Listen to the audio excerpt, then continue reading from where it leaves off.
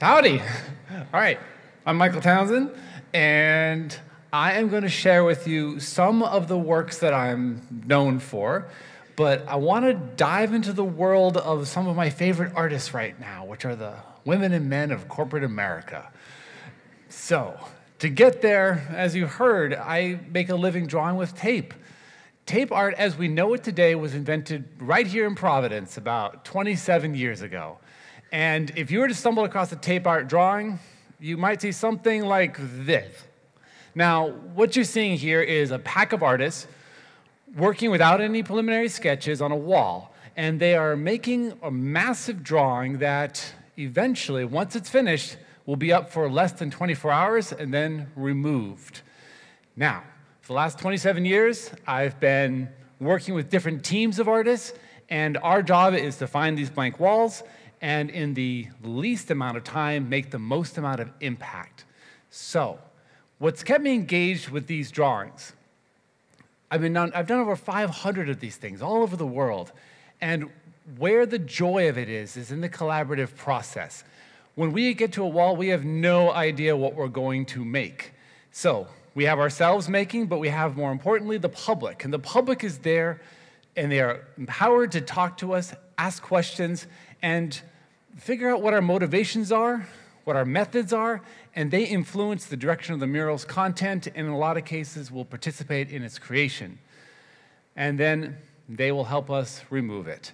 Now, I love making work with other people, and there are some cases in our catalog of tape art drawings where I have done work by myself, and I'll share one example with you. This is a drawing of 1,700 squirrels.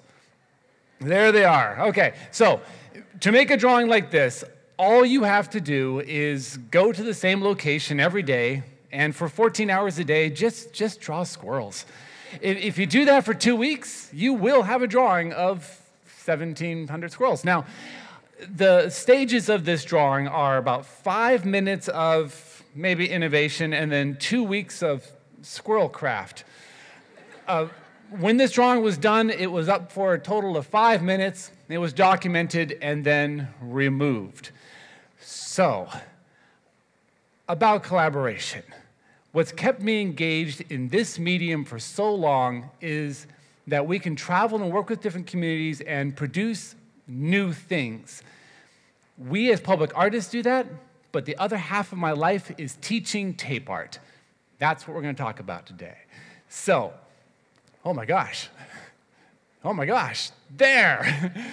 Now, I started teaching tape art in earnest about 22 years ago. Started in Boynton Beach, Florida, in a community center that had 2 rival gangs in it.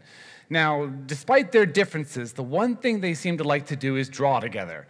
They had chosen this one building to spend time together, and we gave them an opportunity to sort of really, truly claim it as theirs. After working with these gangs, we felt empowered to go work with, I guess, the next hardest group, which is K through 6. And that naturally led us to middle school, high school, and then we're working with art students, and then grad students. And then we took this gigantic leap to working with folks in senior centers. So sort of a cradle to the grave mentality. But we're missing about a bunch of people in between here. Senior centers bring us into the art and healing world, and that gets us into hospitals, and then we're working in psychiatric facilities, correctional facilities, and prisons. But we're still missing a lot of people, and those people I'm talking about are the adults. Where do you find the adults? For the most part, they're at work. So I have an in. I can get to them at work. Quick biographical note. My father was in the Marines. He was in the Marines for 20 years, and when he got out, he went into the corporate world. He was there for a couple of years, and then he retreated. And working with my mother, who's a writer and an editor, the two of them started writing books together about quality, excellence, and leadership. So in the mid-'80s, these two ended up at the front of the quality movement. By the mid-'90s, they're traveling around the world doing leadership workshops in companies of all sizes. Simultaneously, I'm doing tape art exercises in small community centers. And they realize we would be the perfect opening act for them. So by the mid-'90s, they're bringing us in, and we are doing tape art with guys in ties, essentially. Guys in ties drawing outer space. what my father was using this for his purposes, was to diagnose who was in the room and sort of see how they worked together and get a feel for who they were. As artists, though, I will share with you that for the most part, these folks were making work that didn't move us. Yeah, it's all right, but one of the reasons I teach tape art is we get to see the medium reinvented before our very eyes. And if you work with a wide range of communities, you see a wide range of solutions. These folks were not thrilling us. So we never sought out corporate work on our own. That all changed 6 years ago.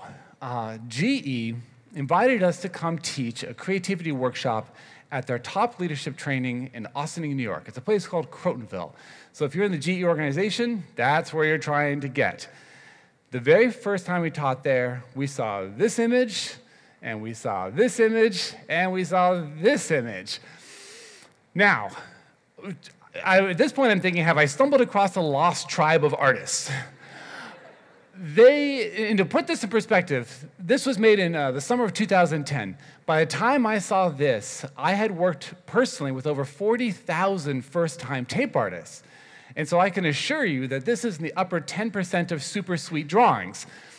Now, what you need to know about the people who made this drawing is, if you ask them if they were creative, they would tell you no, like really, really try to convince you that they were not creative. And then they'll turn around and draw you this. So what you don't see in this drawing is Thomas Edison stepping out of a time machine because he's decided to go forward in time to go to a Kiss concert. Okay, if you ask them, are you artistic? If a group of 80 people will just turn their heads and be like, no, not at all. And then they will draw you this. Okay, this is an illustration of the financial crisis of 2008.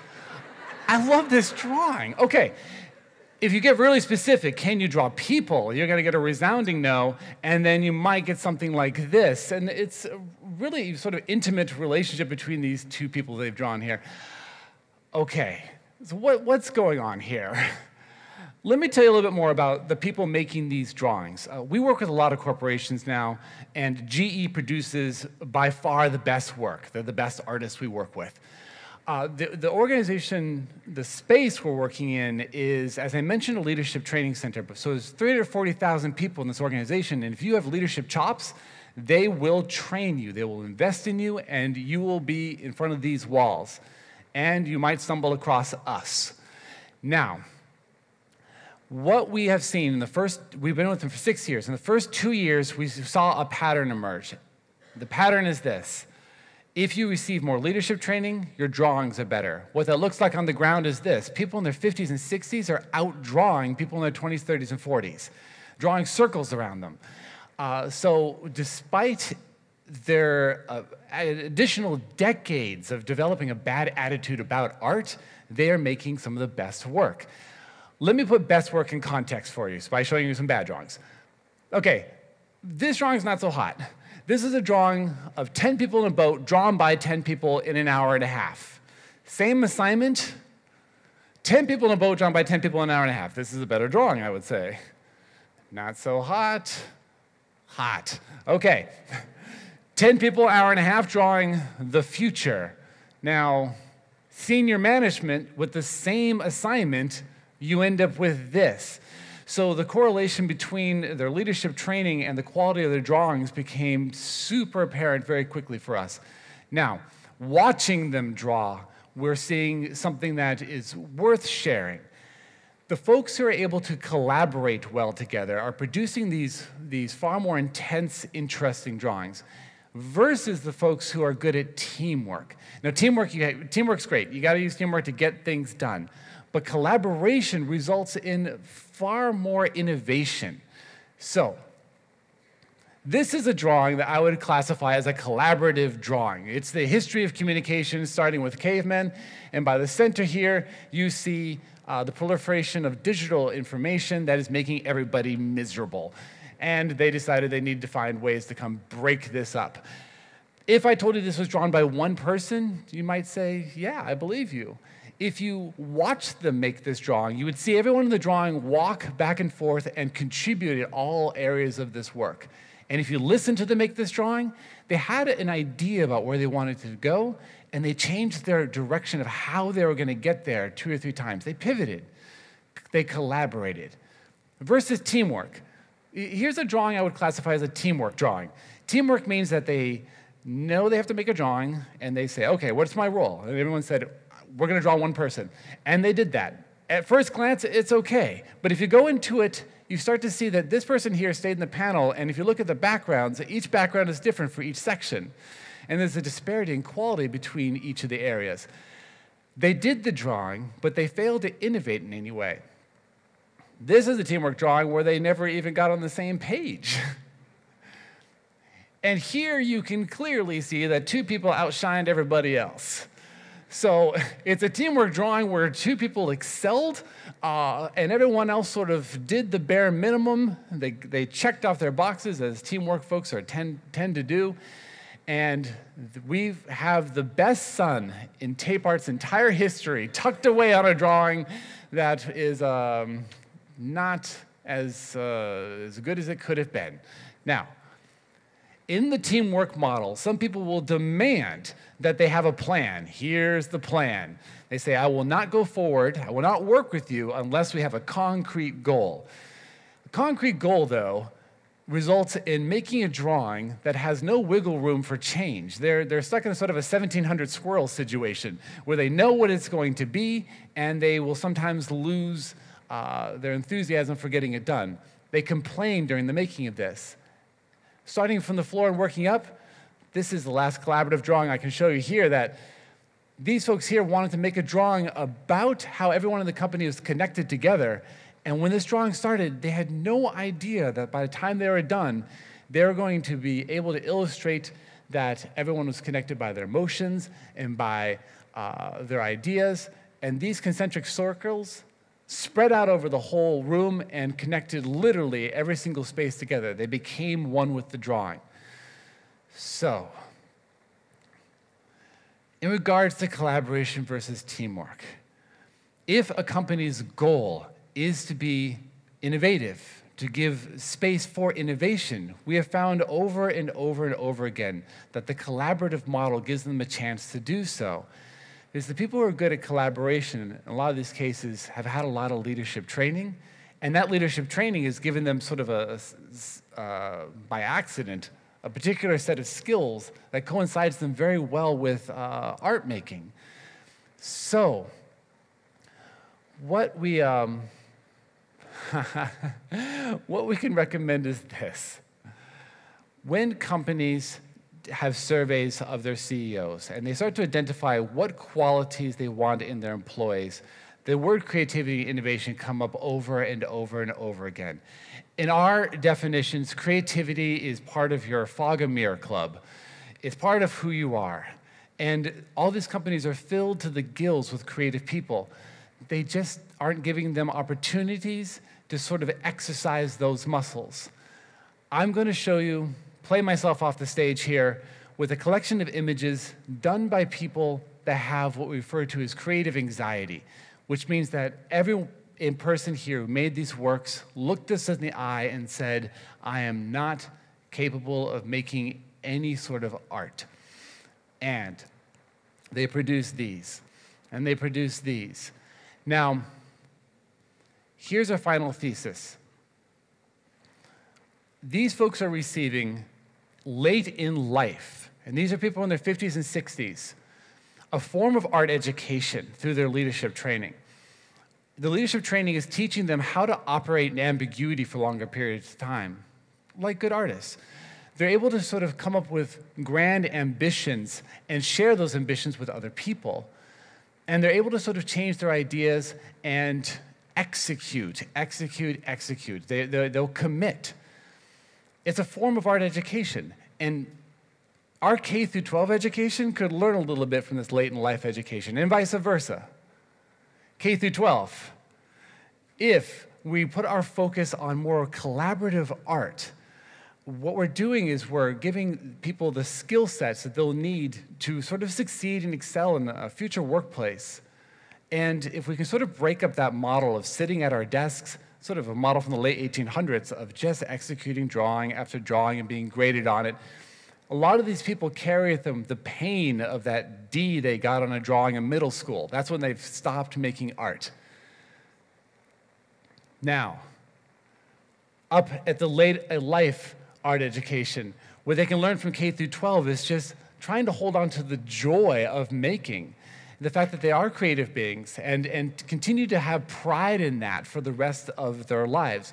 By the time we get to them here, we find that they are deeply moved when they make something that they feel is beyond their capabilities. And if these companies are looking for people that are defining themselves as creative beings, we can only hope that that journey starts in K through 12 and they're able to carry that torch up into the workplace. Okay, this is gonna be the last slide I'll show you. The two people standing in front of this wall were consumed by their creative anxiety, and they told us in front of a blank wall that they were, and I quote, literally the worst artists in the world. And they had told us that their mission was to draw someone smashing through a wall, and behind it, there would be a sunny nature scene. So they could verbalize what they wanted to see happen. And with 10 minutes to go, they made this. And I can share with you that the tape artist and I looked at this work and we said, wait, this is a better solution than we would have come up in the same amount of time. They outdrew us. And what we were able to sort of infer from this is that if you can give these people the space to make mistakes, the space to experiment, that they are able to sort of manifest themselves as creative beings, and the innovation will follow shortly after. Thank you so much for taking time to look at this stuff. And adios.